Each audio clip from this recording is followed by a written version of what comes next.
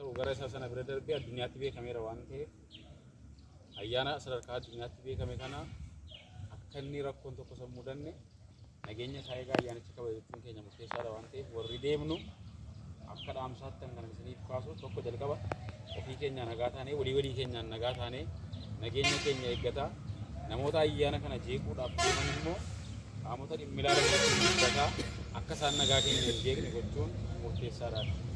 Ayyaana kanarratti wantoota hin barbaachifne wantoota hin eeyyamamne jedhamee akka kallattii mootummaanis kaa'ee abbootiin gadaas kaa'anii miidiyaadhaanis labsamaas jira jechuudha. Ayyaana kanarratti meeshaa qara qabu, meeshaa waraanaa, wantoota nama sodaachisan, wantoota siyaasaan wal qabatan kamiyyuu fudhannee achirratti hin argamnudha jechuudha.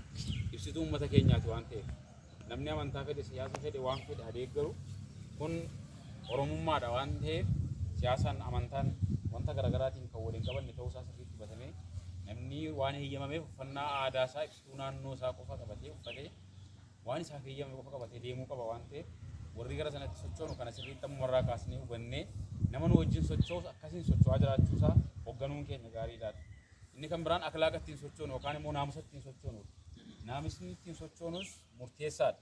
Tokkummaa keenya karaa agarsiisuu danda'uun ijoolleen aanaa keenyarraa yookaan immoo abbootiin gadaa fi haadholiin siinqee gara aanaa keenyarraa gara sanatti sochoosan tokko taatanii miira jaalalaatiin wal dhagahaa, waliif abboomamaa, waliif ajajamaa, wal duuka socho'uun gaarii ta'a jechuudha.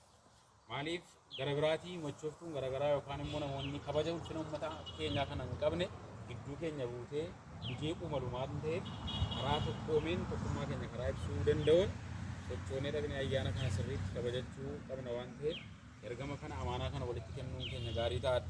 Amaanaan kun amaanaa uummata Oromooti.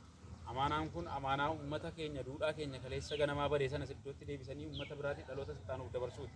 Kanaaf Oromoon aadaa ittiin bulu jabeeffatee kan inni eeggataa ture naamusa isaa eeggachuun walirraa dhagahee waan dhageessan hojiitti hiikuu waan ta'eef kana dhageenyee naamusa keenya sirriitti kabajannee deemuun keenya gaarii ta'a waan hojjetu isinii kaasuu fi duraanuu kanaan nama tamtanu jimmi biyyaafuu fakkeenya ta'ee nageenya isaa eeggachuudhaan qe'ee nagaa qabuu fi qe'ee nageenya irraa waraabbatamu ta'ee muuxannoon darbaa jira. Kana ayyaana kanarratti